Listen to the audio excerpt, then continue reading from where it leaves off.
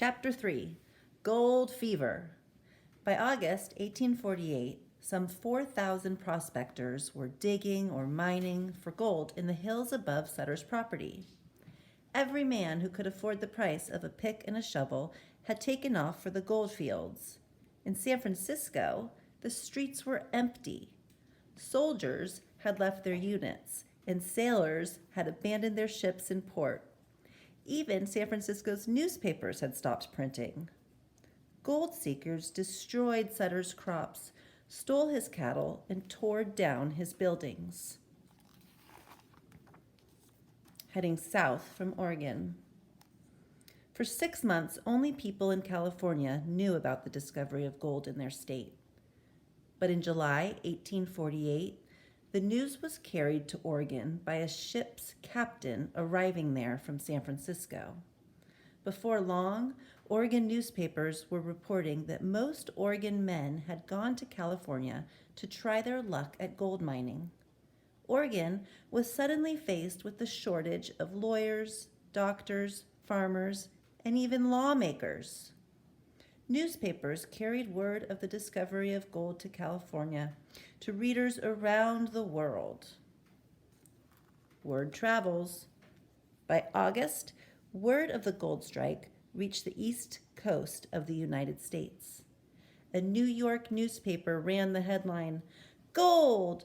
Gold from the American River!" Soon, newspapers throughout the country were writing stories about the discovery of gold. In December 1848, President James K. Polk officially announced that all the news reports were true. Now it was the world's turn to catch gold fever. James K. Polk was president from 1845 to 1849. Routes to California.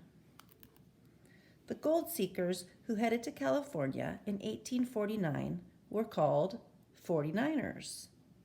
About half of them took 2 different sea routes to San Francisco. The other half traveled to California overland on the Santa Fe, Oregon, and California trails. They made the long and difficult journey in covered wagons across the grasslands, deserts, and mountains of the American West. In 1849 alone, 90,000 49ers went to California in search of gold. Travel dangers. Each of these routes was in some way dangerous. Many ships carrying 49ers sank in rough waters. Gold seekers who traveled by wagon along the trails often feared attacks from Native Americans, but Indian attacks were rare. The biggest killer on the trails was a disease called cholera. A person could die from this severe illness within 24 hours of getting it. Cholera and other diseases killed thousands of 49ers before they ever could reach California. This pile of stones marks the grave of a pioneer who died while traveling west along the Oregon Trail.